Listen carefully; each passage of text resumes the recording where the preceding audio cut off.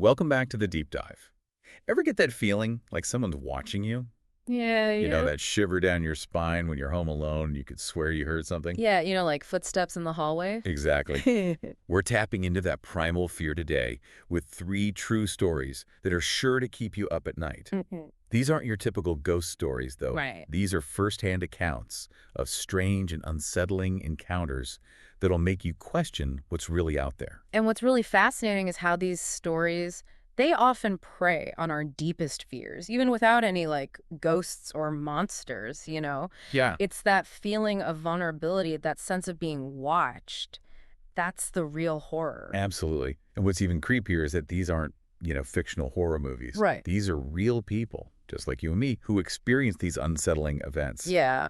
Our first deep dive takes us to a quiet farm where a man, still grappling with the loss of his wife, starts experiencing something truly unnerving. This one really got to me because it makes you think about how grief, that overwhelming sense of loss, it can really mess with your perceptions. It makes Wow. you wonder, is it a ghost? Is it an intruder?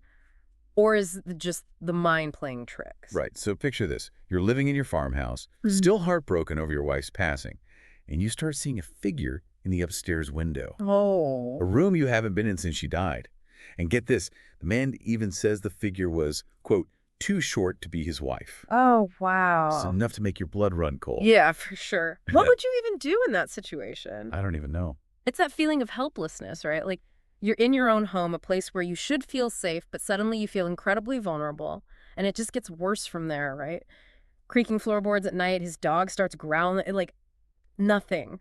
The whole atmosphere becomes so heavy with dread. Yeah, and here's where it gets really strange. So he calls the police, right? He's convinced someone is breaking in. But when they arrive, nothing. No forced entry, no signs of an intruder. Hmm. Yet the events continue. And the figure, it reappears. Oh, no. And this time he says it was wearing his wife's clothes. Wow. It's like this detail, it blurs the lines between what's real and what's not. It's no longer just a potential intruder. It Yeah. becomes something much more difficult to explain. Absolutely. He even chases after it, desperate for answers, but she disappears. Mhm. And this is where it takes a turn. The man, he becomes terrified. He starts sleeping with a rifle, convinced that someone or something is watching him. He even describes seeing the figure again, standing in his yard, just staring at him through the window. And then, the isolation of the farm, the darkness, it all adds to this terrifying atmosphere. It's almost like his grief, his fear, is manifesting itself in these increasingly vivid hallucinations. Yeah. The fact that he's firing warning shots at this figure, it shows you just how terrified he was. It really makes you wonder, is it all in his head, or is there something truly sinister at play? What do you think? It really makes you wonder what's lurking out there in the dark, doesn't it? It really does. And, sometimes the most unsettling encounters happen in the most ordinary of places. Like our next story. This one takes us from that isolated farmhouse to, of all places, a late-night McDonald's run. McDonald's? Yep. You wouldn't think a place known for burgers and fries could be scary, Right. but trust me on this one. This story will make you think twice about those late-night cravings. Okay, you've got my attention. So picture this. It's late, you're craving some fries, Been there. so you head to the only McDonald's that's open. But here's the thing. Mm-hmm. This McDonald's, it's drive-through only at this hour. No customers inside. Okay. So as the storyteller pulls into the parking lot, he notices something strange. A beat-up old Volkswagen parked off to the side. Mm-hmm. And it's just sitting there, engine off, no one inside. Immediately, those alarm bells start going off in his head. Like, why is this car just sitting there in an empty McDonald's parking lot in the middle of the night? Have you ever had that feeling? Like you're being watched? Oh, yeah, for sure. Like someone's eyes on you. It's the worst. Exactly. But he tries to shake it off. He grabs his food, figures it's just a weird coincidence, Yeah. and decides to head to this lookout point he used to hang out at in high school, Okay. which is, a fairly isolated spot. Yeah. Even calls a friend to come hang out with him, partly because he's a little creeped out, partly because, well, who wants to be alone after something like that? Right. Safety in numbers, right? Exactly. But here's where things get really strange. As he's driving up to the lookout point, he sees it again. The same Volkswagen, parked under the dim lights. Oh, no way. I know, talk about creepy. So they're freaking out a little, but they decide to hang out anyway. They're just sitting in his car chatting when suddenly 4 guys get out of the Volkswagen Oh, no, that's not good. and they start walking towards them. What would you even do in that situation? I don't know. It's like your fight or flight instinct kicks in. Totally. So the storyteller and his friend, they're trying to play it cool, but they're nervous. And these guys, they approach the car, and at first they seem friendly enough, offering them cigarettes, making small talk. It took him. But then the storyteller, he makes the mistake of asking what they were doing at the McDonald's earlier. Uh-oh. And that's when everything changes. What happened? Their demeanor, it just shifts. Yeah. They become cold, intimidating, almost threatening. It's like they were trying to hide something. Exactly. And that's when the storyteller and his friend are like, okay, time to go. They start walking back to their cars, and as they do, they glance back. Oh, no. And they spot the 4th guy from the Volkswagen. Yeah. And he's not just hanging back, oh no, he's hiding in the trees, and he's holding something. Holding something. Like what? They couldn't tell for sure, Yeah. but it was enough to make them freak out. They run to their cars, the 4 guys start chasing after them. It's like something out of a horror movie. Did they get away? They did, thankfully. They managed to lose the guys and speed off, shaken but unharmed.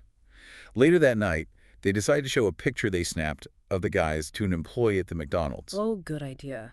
See if they recognize them. Exactly. And that's when things take a truly disturbing turn.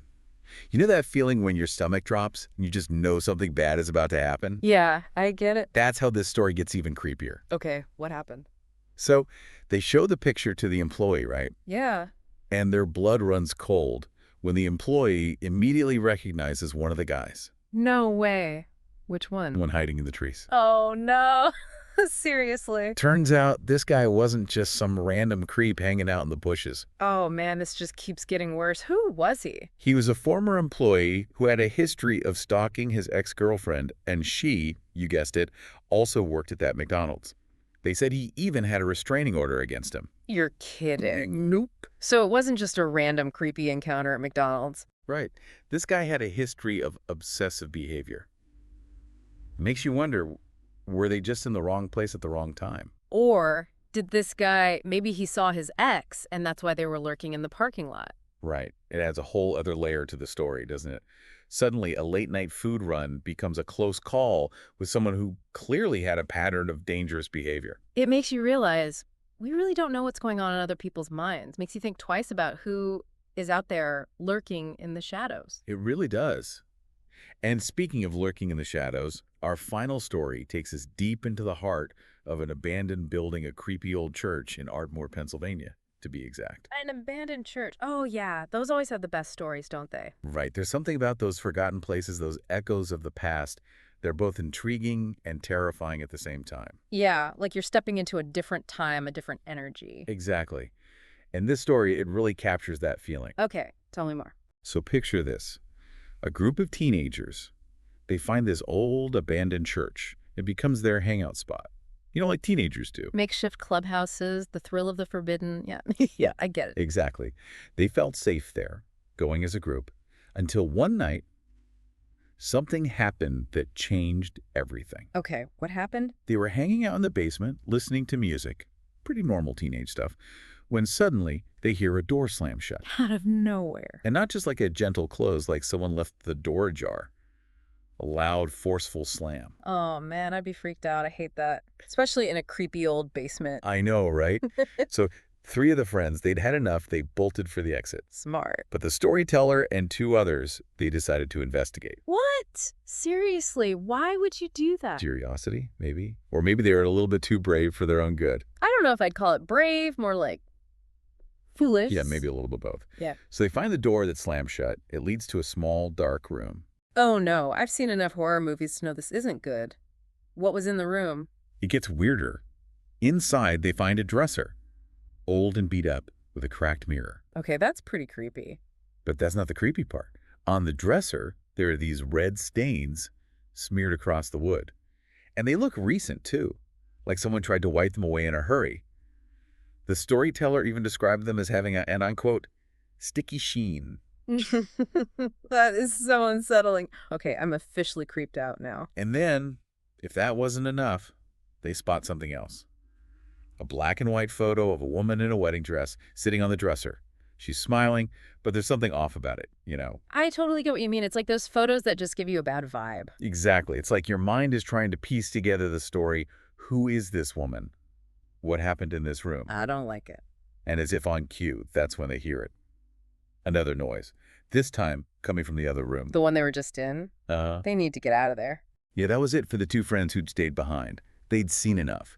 They bolted out of the room, through the church, out into the night.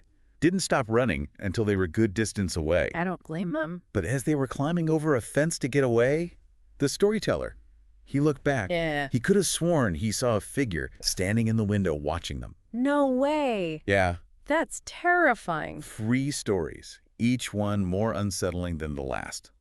From that isolated farmhouse, to a late-night McDonald's run, to an abandoned church. It really makes you wonder what lurks in the shadows, doesn't it? It really does. And sometimes it feels like those shadows, they're closer than we think. Maybe even within our own minds. It's enough to make you sleep with the lights on tonight, righto? Thanks for joining us for another chilling deep dive into the heart of darkness. We'll see you next time, but until then, Keep those lights on.